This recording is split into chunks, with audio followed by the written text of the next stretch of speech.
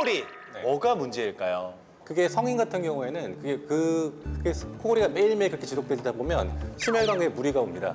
그래서 각종 성인병, 뭐 혈압, 당뇨 뭐 이런 것들이 생길 수 있고 더 심해지면 이제 혈관 질환, 뭐 뇌졸중이나 뭐 심근경색 같은 이제 급사 위험도 있을 수 있는 게 이 코골이입니다.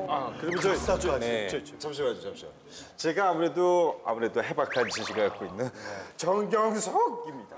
근데 아이들 같은 경우 코골이를 하게 되면 저는 듣기로는 그 학습 능력이 굉장히 떨어진다 그런 얘기를 들었었거든요. 네, 맞습니다. 어린이 코골이의 원인은 성인과 좀 달라요. 주로 편도나 아데노이드가 커서 그게 기도를 누르면서 코골이가 오는 건데 아데노이드? 네, 그런 이제 코 뒤쪽, 코에서 목뒤로 넘어가는 이 코너에 생기는 편도와 비슷한 조직을 아데노이드라고 하고요. 그다음에 편도는 아시죠? 이 목 입안 열었을 때 보이는 그 편도인데 산소가 잘 안 들어가니까 이 어린이들이 깊은 잠을 못 자요.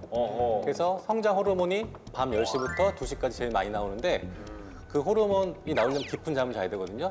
안 나와요, 호르몬. 성장에 방해를 받고 그리고 계속 밤에 지착거리고 잘 못 자니까 피곤해하고 학교 가면 졸고 학습 능력이 떨어지고 성적 떨어지고 부모님 근심 깊어지고 네.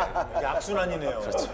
아니 여러 가지 안 좋은 점들이 있는데 코골이를 하면서 얼굴이 변형되기까지 한다는데 사실인가요? 네, 맞습니다. 어떡해요? 네, 네, 지금 두 아이가 같은 아이예요. 네. 믿어지세요? 다른 얼굴인데? 네. 왜 그러지? 입도 돌출이 돼 있고 코 모양도 약간 달라졌고요. 어떻게 된 겁니까?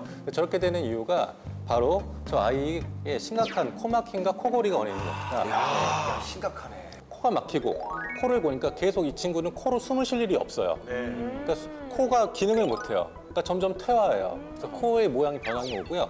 그리고 항상 입을 벌리고 숨을 쉬니까 입을 다물 일이 없어요. 그러니까 이 위쪽 턱이 앞으로 돌출이 돼요. 입 앞으로 뻐드렁내게 되고. 그리고 항상 저산소, 몸에서 산소가 부족하니까 얼굴이 이렇게 길어져요. 항상 이렇게 피곤한 얼굴.